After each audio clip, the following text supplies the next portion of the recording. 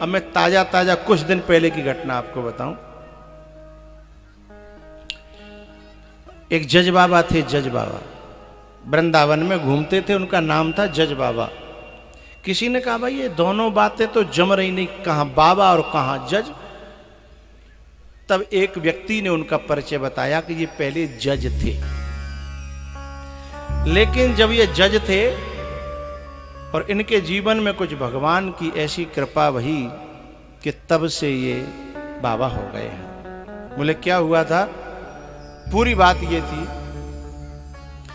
कि एक जो है बड़ा गरीब केवट था, उस केवट की लड़की की शादी में उस केवट ने एक मुनीम से लिया था कर्जा।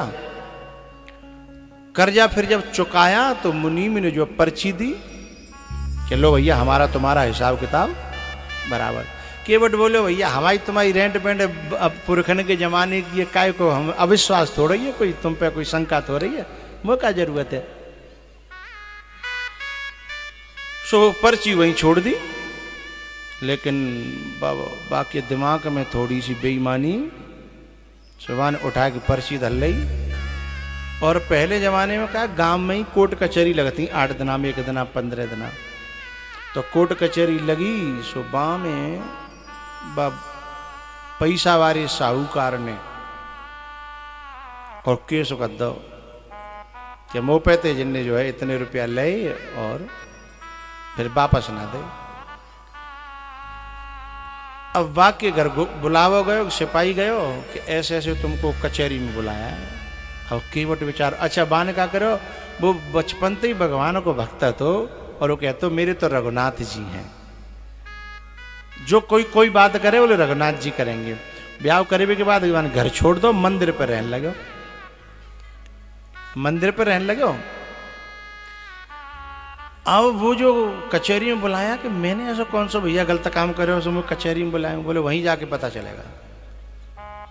वहां फिर जज ने पूछा साहब आपने इनसे जो है उधार पैसे लिए थे बच्ची की शादी में? बोले लिए थे साहब। बोले फिर आपने वापस दिए? बोले दिए थे साहब।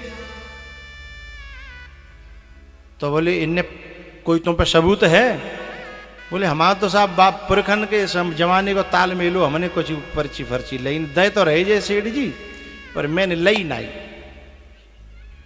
बोले तो ऐसे थोड़ी केस माना जाएगा, तुम पे कोई सबूत नहीं है, कोई गवाह? बोले मैं तो दुनिया में कोई गवाह ना है, रघुनाथ जी वाले ही मेरे तो गवाह हैं। अब जज ने समझी कि रघुनाथ जी कोई आदमी है, तो जज बोलो ठीक है, तो अगले सप्ताह में फिर कचहरी लगेगी, रघुनाथ जी को बुला के ले आना, ठीक है। अब चले गो, वहां कहीं जिक्का में आफत लग गई, जाके मंदिर में रघुनाथ जी के सामने रोयो कि ठाकुर जी अब मेरो जीवन तो आपको समर्पित है, मोरे तुम प्रभु गुरु पितु माता, जाऊं कहां तज पद जल जाता। मैं तो तुम्हारी शरण में हूं और जी मैंने तो विश्वास करो, विश्वास के बदले जी ऐसो। अच्छा इधर क्या हुआ, कानून की कार्रवाई के तहत जो है गवाह के यहाँ सम्मन भेजोगे रघुनाथ जी के नाम से। वो गांव में पूरे में घूम्यो, बोले भैया कोई रघुनाथ जी नाम का आदमी? बोले ना है। तो एक आदमी ने कही भाई रघुनाथ जी नाम का आदमी तो ना है पर मंदिर है। तो सिपाही बोले वो तो कंटी काटनी है, वो तो मैं दिया हूँ। तो मंदिर में चले गो, पुजारी तो जाके बोलो साहब रघुनाथ जी के नाम से सम्मन है। पुजारी जी बोले कि भोग लगावे तो भाई दुनिया देखी, अब तक ठाकुर जी के लिए कपड़ा आते थे, भोग आता था, सामान आता है, पर जिंदगी में पहली बार सम्मन आया और वो भी गवाह के रूप में। बाने साहब चिट्ठी ले ली, पुजारी ने साइन कर दे, बोले कोई बात नहीं, ठाकुर जी के चरणों में दद दी। और वह पढ़ी तो वह केवट को नाम। अब जो केवट था ना वो तो रो रो के 7 दिन बस यही कहता रहा कि ठाकुर जी बुढ़ापो मेरो क्यों बिगाड़ रहे हो, मैं पूरी जिंदगी में आज तक मैं एक दाग ना मुंह पे। और यदि मैं जा दागे लेके मरे हो तो न मैं चैन से मर पाऊंगा और न जी पाऊंगा। मेरे संग ऐसा मत करो। अब कहा भयो बुद्धि ना आयो।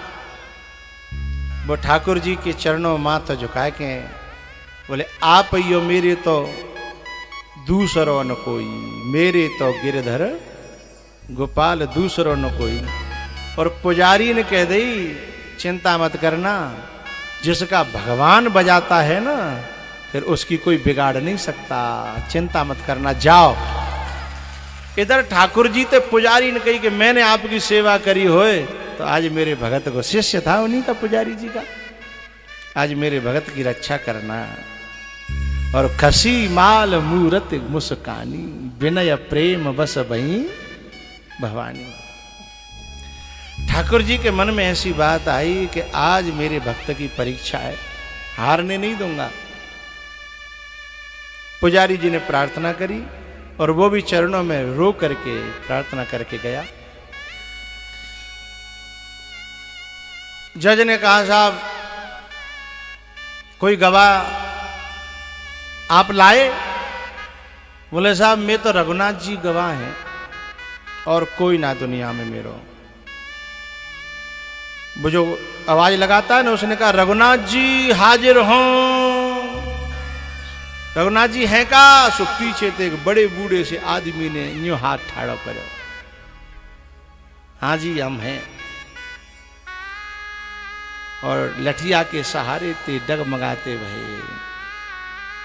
बोले कटघरे में आओ, गवाही देनी है आपको। बोले जी साहब। अब कटघरे में आए और गवाही देवे के लिए जज ने कहा कि इन्होंने इससे उधार पैसे लिए थे तब तुम थे? बोले थे।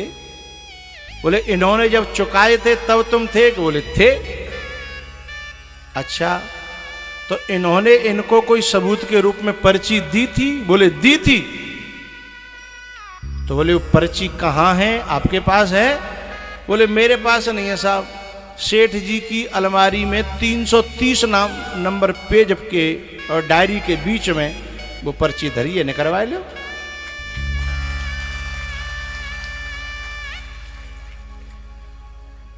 घर दूर नहीं था, सिपाही सीधा भेजो भाई, अलमारी में वो रजिस्टर और बाम सो है पूरे साइन के साथ, हमारा तुम्हारा हिसाब किताब बराबर हुआ।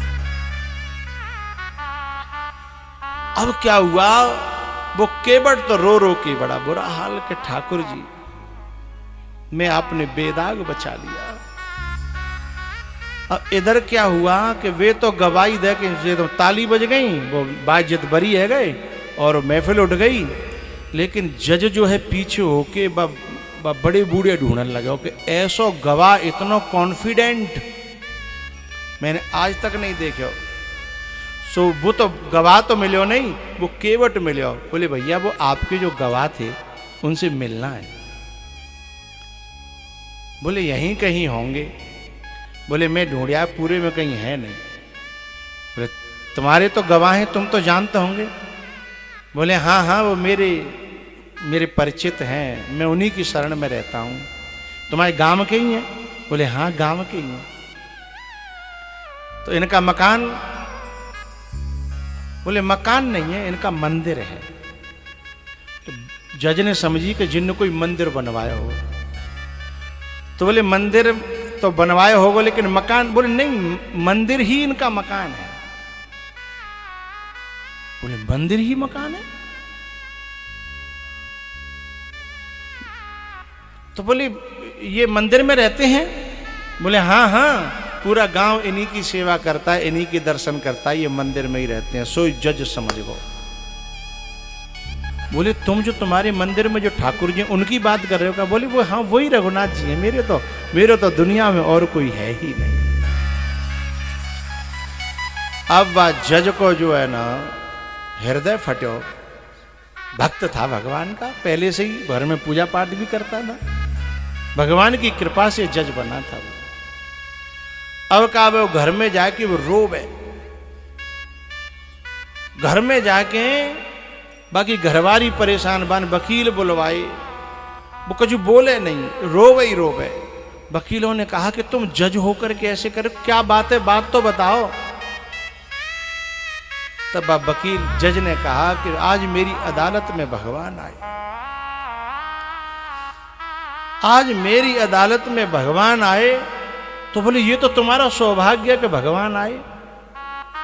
तो रो क्यों रहे हो? का दर्शन नहीं भय? बोले दर्शन हूं भाई। बोले फिर क्यों रो रहे हो?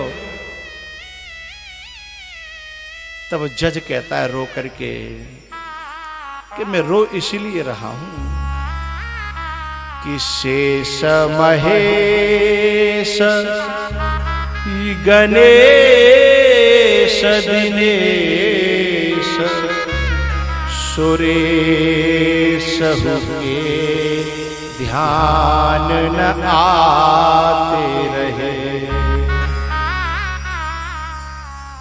आज कौन आए थे? जो शेष महेश दिनेश गणेश, जो इनके भी ध्यान में ना आए।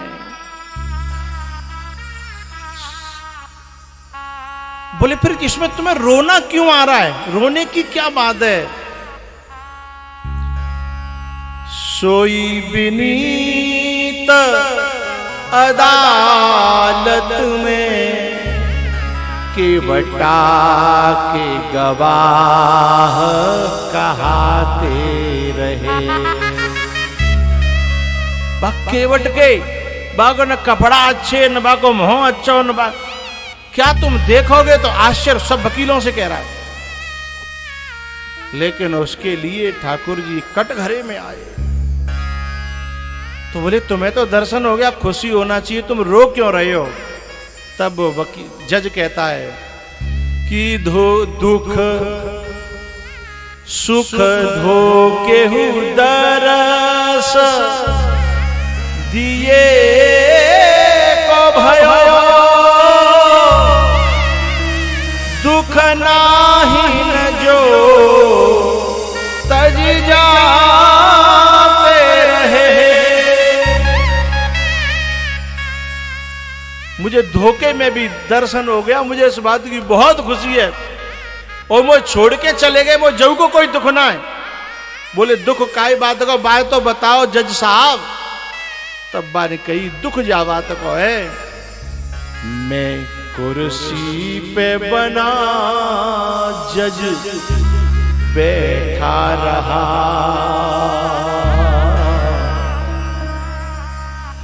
कुर्सी पे बना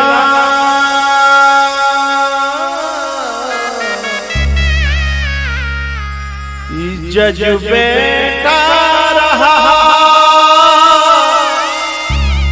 प्रभु नीचे खड़े समझाते रहे, प्रभु नीचे खड़े समझाते रहे। जब मैं छोटा सा स्कूल में जाता था तो सर आते थे तो मैं खड़ा हो जाता था। मैंने कभी भी मर्यादा का उल्लंघन नहीं किया। लेकिन आज मैं जिनकी घर में रोज पूजा करता हूं, मैं जिनका भोग लगाता हूं, जिन्हें दंडोती प्रणाम करता हूं, आज वे नीचे खड़े और मैं कुर्सी पे जज बना बैठा रहा। कुर्सी पे बना जज बैठा रहा, प्रभु नीचे खड़े समझाते रहे। अब मैं यदि उनके दरबार में कभी गया तो कौन से मुंह दिखाऊंगा कि मैं इतना बड़ा लाट साहब है कि भगवान नीचे खड़े और मैं कुर्सी पे बैठे रहे। मैं अब इस दुनिया में जीऊंगा नहीं। उसने जज ने घर छोड़ दिया और वो वृंदावन आ गया। वृंदावन में भिक्षा मांग करके और भगवान का नाम जप और भगवान के श्लोकों का गान करते हैं। लेकिन संतों के साथ घूमते हैं टोली में, लेकिन मंदिर के अंदर नहीं जाते। किसी ने कहा कि अरे बांके बिहारी जी के मंदिर से निकल रहे हो, अंदर चलो ना। तुम बोले मैं मोहजा लायक ना, क्योंकि मैं उनके सामने कौन से मोहते जाऊं, क्योंकि वो मेरे दरबार में आए थे और मैं ऊपर जज बन के बैठा रहा है। क्या अब सचमुच में मैं मोहजा लायक है कि मैं उनके दरबार में जाऊं? अब मैं जाऊंगा नहीं। इसलिए ये जो बाबा है ना, ये जज की कुर्सी को ठोकर मार के आए हैं, इसलिए इनका नाम जज बाबा है। सुख धो के दरस दिए को भयो,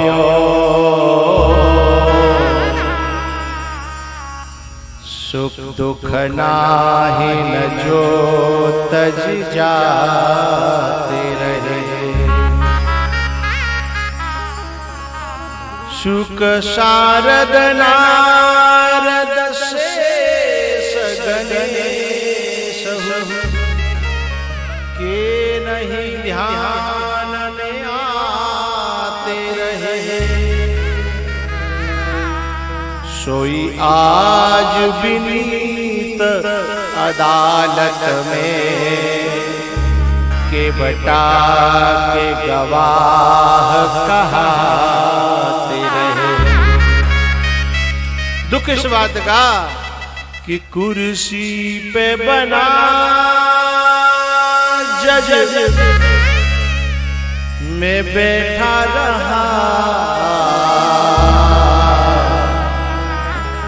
प्रभु नीचे खड़े समझाते रहे।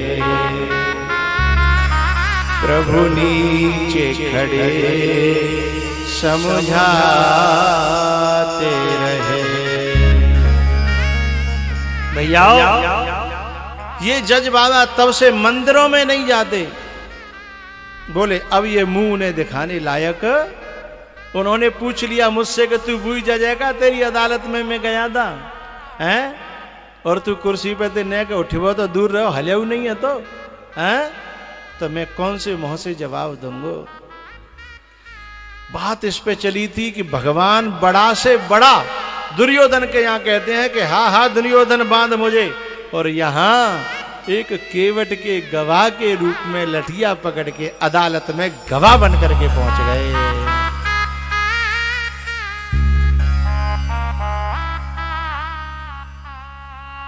कौन कहता है भगवान खाते नहीं, सबरी की तरह से खिलाते नहीं। कौन कहता है भगवान आते नहीं, द्रौपदी की तरह से बुलाते नहीं है?